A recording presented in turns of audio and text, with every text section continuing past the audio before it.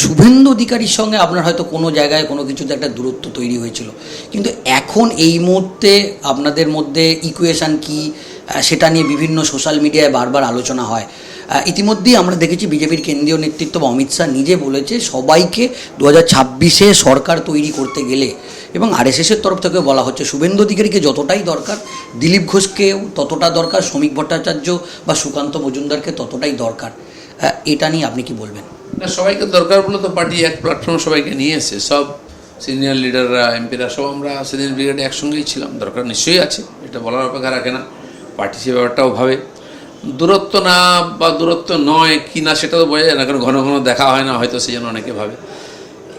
উনি পার্টিতে আসার পরে আমি কিছুদিন সভাপতি ছিলাম, তারপর আমি প্রদেশের রাজনীতির বাইরেই ছিলাম। দেখা সাক্ষাৎ কমই হয়, যখন দেখা হয় কুশল বিনিময় হয়। ব্রিগেডের দিন দেখা হলো, ব্যাকড্রপে গল্প সল্প হলো অনেকক্ষণ ধরে। দিলীপ ঘোষ, খড়গপুর সদরের প্রার্থী দিলীপ ঘোষ, আমরা জানি যে জ্ঞান সিং সোহন পালের মতো একেবারে বর্ষিয়ান কংগ্রেস নেতা, তাকে হারিয়ে খড়গপুরে এই দিলীপ ঘোষই প্রথম পদ্ম ফুটিয়েছিলেন। ফের একবার খড়গপুর সদরের ময়দানে বঙ্গ বিজেপির তুরুপের তাস খড়গপুর সদরের এই ফের দিলীপ ঘোষের ওপরই ভরসা করল। প্রথমে দিলীপ দা, আস্থা বাংলার পক্ষ থেকে আপনাকে স্বাগত জানাচ্ছি। ধন্যবাদ। কি বলবেন? আশা করি সেই দিনটার কথা আপনার মনে পড়ছে, প্রথম যখন আপনি আরএসএসের সঙ্গে দীর্ঘদিন যুক্ত ছিলেন, হঠাৎ করে আরএসএস থেকে আপনাকে নিয়ে আসা হলো, সাধারণ সম্পাদক করতে দেওয়া হলো, এবং এই রকম একটা সিটে আপনাকে পাঠানো হলো, আপনি জয় করে ফিরলেন। সেই দিনটার কথা কি আজও মনে পড়ছে? হ্যাঁ, মনে তো পড়ছেই, অনেকদিন হয়ে গেছে, তারপরে অনেক ঘটনা ঘটে গেছে।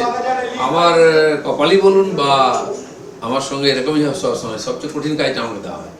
যে সংগঠনে যাই, যেখানে যাই, কি জানি লোকের ধারণা যে বোধহয় করে দেবে, সেজন্য আমাকে স্টাফ কাজ সবসময় দেওয়া হয়, আর অনেক সময় করেও দিই।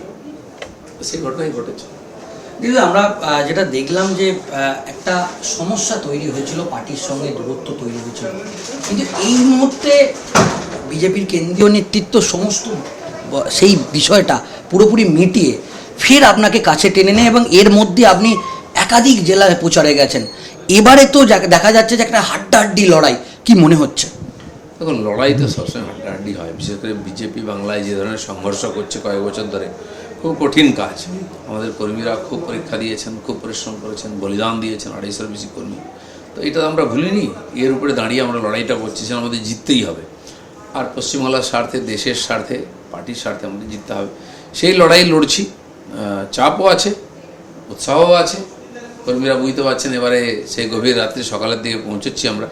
সেই জন্য পরিবর্তনের যে নির্বাচন, এবারে অন্য পক্ষের যে অ্যাটিচিউড বুঝতেই পারছেন, মাথা খারাপ হয়ে যাচ্ছে। মুখ্যমন্ত্রী থেকে বাকিদের অ্যাটিচিউড কীরকম, ব্যবহার, কথাবার্তা কীরকম, নিজে নিজে গরম হয়ে যাচ্ছেন, বোঝা যাচ্ছে চাপটা ভালোই বাড়ছে ওদিকে।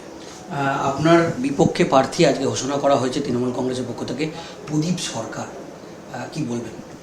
প্রদীপ সরকার আগে ওখানে বাই ইলেকশনে একবার জিতেছিলেন আমাদের বিরুদ্ধে, জেনারেল ইলেকশনে গতবারে বোধহয় হেরেছেন, আর চেয়ারম্যান ছিলেন উনি আগে। আমার সঙ্গে পুরনো পরিচয় আছে, তো ঠিক আছে, পার্টি তাকে ক্যান্ডিডেট করেছে, আগে তো ওরা একসঙ্গে হয়ে লড়ুক, তারপরে দেখা যাবে। আমরা একটা খুব বিষয় দেখলাম যেটা ইতিমধ্যেই সোশ্যাল মিডিয়ায় ভাইরাল। প্রধানমন্ত্রী নরেন্দ্র মোদী ব্রিগেডে সভা করে যখন তিনি নামছেন, আপনারা এই ডান হাত ধরে তিনি একটা মন্তব্য করেছেন, কোট আনকোট, সেটা অলরেডি আপনি বলেইছেন, মিষ্টি খাওয়ানোর বিষয়। তাহলে কি 2026-এর বিধানসভা নির্বাচনে জেতার পর আমরা কি সস্ত্রীক পিএমও অফিসে আপনাকে দেখতে পাবো কলকাতার রসগোল্লা বা সন্দেশ নিয়ে? আমি বলেছি ইলেকশনের পরে মিষ্টি খাবো, মানে আমরা জিতলে খাবো। আর সস্ত্রীক যাওয়া ইত্যাদি সে দেখা যাক, হতে পারে কোনো সুযোগ সুবিধা হলে নিশ্চয়ই যাবো। একাধিকবার ওনার সঙ্গে দেখা হয়েছে, উনি এখানে আসতেন যখন, প্রত্যেকবার দেখা হতো, একসঙ্গে কথাবার্তা হয়েছে ব্যক্তিগতভাবে। মেদিনীপুরের সভার পরে আমাদের অ্যাক্সিডেন্ট হয়েছিল, প্যান্ডেল ভেঙে গেছিলো, ওনার গাড়িতে করে আমি গেছিলাম হসপিটাল, ডেকে চৌধুরী। তো পরিচয় ছিলই, এবং বাংলার লড়াই এবারে খুব টাফ, উনি সামনে আছেন আমাদের, এটা আমাদের কাছে খুব বড় একটা মনোবলের ব্যাপার। আর একটা বিষয় আমরা দেখছি যে লোকসভা নির্বাচনে আপনাকে বলা হয় মেদিনীপুর বা খড়গপুরের আপনার গড়, কিন্তু লোকসভায় আপনার আসন বদল করা হয়েছিল, কিন্তু এবার সেটা কিন্তু কেন্দ্রীয় নেতৃত্ব সেই ভুল আর করলেন না, আপনার জায়গা আপনাকে ফিরিয়ে দেওয়া হলো। ওখানকার সিটিং এমএলএ হিরণ চট্টোপাধ্যায়, তাকে কিন্তু এবারে টিকিট দেওয়া হলো না। মানে পার্টি আপনাকে এতটাই ভরসা করলো, কি বলবেন? না, আমি তখন এমপি ছিলাম, আমি তো বিধানসভা লড়িনি, তাই হিরণকে নিয়ে আসা হয়েছিল, ওখানে জিতেছিল। একাধিকবার আমরা ওখানে জিতেছি খড়গপুরেতে। তো অনেকেরই অদল বদল হয়েছে, এখনও অনেকের ঘোষণা হয়নি যেন তাকে টিকিট দেওয়া হবে কি কোথায় দেওয়া হবে না দেওয়া, সে তো ঘোষণা হয়ে গেলে তারপরে বোঝা যাবে। আর একটা যেহেতু আমরা দেখেছি যে আপনি যখন রাজ্য সভাপতি ছিলেন তখন আপনি বিভিন্ন ধরনের মন্তব্য করতেন, কিন্তু সেটা নিয়ে একটা বিতর্ক তৈরি হতো, কিন্তু আপনি পুরোপুরি অবিচল ছিলেন যে এই যে আপনার গরম গরম কথাটা, সেটা একেবারে বুথ স্তরের যারা বিজেপি কর্মী তাদের মনোবল একটা মানে বাড়ে এটাতে। তো আবার কি আপনাকে সবাই এরকম বলছে যে ফুল ফর্মে কি আবার দিলীপ দাকে দেখা যাবে? সবসময় আমাকে ওই কাজই করতে হবে, তার কী মানে আছে? সময় পরিস্থিতি পাল্টেছে, আর তখনকার সংঘর্ষ একরকম ছিল, তখন আমি ছিলাম সামনে, তো আমি টার্গেট ছিলাম সব কিছুর, তো আমাকে তার উত্তর দিতে হতো কার্যকর্তাদের মনোবল বাড়াবার জন্য, নাহলে তো পালিয়ে যেতে হবে। তা উত্তর দিয়ে আমরা সফল হয়েছি, তো পার্টিতে সফল হয়েছে, বেড়েছে। আর এখন পরিস্থিতি পরিবেশ পাল্টেছে, হয়তো সেই পরিস্থিতি নেই, কিন্তু সেদিন ব্রিগেডের প্রোগ্রামে আসতে গিয়ে আমাদের কর্মীরা যে বাধার সম্মুখীন হলো, ইট পাথর পড়লো, বাঁশ ভাঙা হলো, আমাদের কর্মীরা তার উত্তরও দিল। তো আজ দিলীপ ঘোষকে দিতে হবে না, আমার মতো লক্ষ লক্ষ কার্যকর্তা আছে, তারা সব জায়গায় সব রকমভাবে প্রত্যুত্তর দিতে পারে। আজকে তৃণমূল কংগ্রেসের পক্ষ থেকে 294টি আসনেই প্রার্থী তালিকা ঘোষণা করা হয়েছে, কোনো চমক নেই, কি বলবেন? চমক এটাই যে কোনো চমক নেই, কারণ চমক দেওয়ার দিন চলে গেছে টিএমসির, এখন আমরা চমকাবো ওদেরকে। সেটা হচ্ছে আমরা দেখলাম যে বিধানসভা ভোট ঘোষণার আগেই প্রধানমন্ত্রী, স্বরাষ্ট্রমন্ত্রী অমিত শাহ, একাধিক হেভিওয়েট কেন্দ্রীয় মন্ত্রী তারা প্রচার করলেন।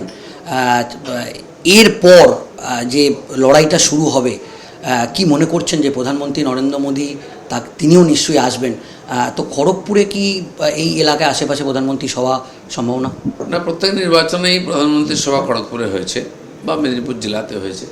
আমি জানি না, এটা তো প্রদেশের যারা এবং কেন্দ্রের নেতারা ঠিক করছেন ট্যুর প্রোগ্রাম, কে কোথায় যাবেন কী করবেন তারাই ঠিক করবেন। তো মেদিনীপুর এটা গুরুত্বপূর্ণ, তাকে কেন্দ্র করে আশেপাশে ঝাড়গ্রাম, ঘাটাল, মানে অখণ্ড মেদিনীপুর যেটা পশ্চিম মেদিনীপুর, আর সেইখানে একটা বড় সভা করলে এই সিটগুলোতে তার লাভ পাওয়া যাবে, নিশ্চয়ই সে ধরনের কোনো বড় সভা হবে।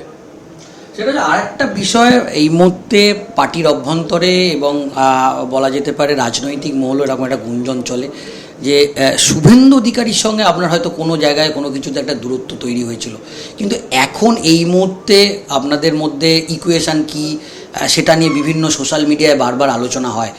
ইতিমধ্যেই আমরা দেখেছি বিজেপির কেন্দ্রীয় নেতৃত্ব বা অমিত শাহ নিজে বলেছে সবাইকে 2026-এ সরকার তৈরি করতে গেলে, এবং আরএসএসের তরফ থেকে বলা হচ্ছে শুভেন্দু অধিকারীকে যতটাই দরকার, দিলীপ ঘোষকেও ততটা দরকার, শ্রমিক ভট্টাচার্য বা সুকান্ত মজুমদারকে ততটাই দরকার। এটা নিয়ে আপনি কি বলবেন? না, সবাইকে দরকার বলে তো পার্টি এক প্ল্যাটফর্ম সবাইকে নিয়ে এসে, সব সিনিয়র লিডাররা, এমপিরা সব আমরা সেদিন ব্রিগেডে একসঙ্গেই ছিলাম, দরকার নিশ্চয়ই আছে, এটা বলার অপেক্ষা রাখে না। পার্টি সে ব্যাপারটাও ভাবে, দূরত্ব না বা দূরত্ব নয় কি না সেটা তো বোঝা যায় না, কারণ ঘন ঘন দেখা হয় না, হয়তো সেই জন্য অনেকে ভাবে। উনি পার্টিতে আসার পরে আমি কিছুদিন সভাপতি ছিলাম, তারপর আমি প্রদেশের রাজনীতির বাইরেই ছিলাম, তখন দেখা সাক্ষাৎ কমই হয়, যখন দেখা হয় কুশল বিনিময় হয়। ব্রিগেডের দিন দেখা হলো, ব্যাকড্রপে গল্প সল্প হলো অনেকক্ষণ ধরে, হতেই থাকে।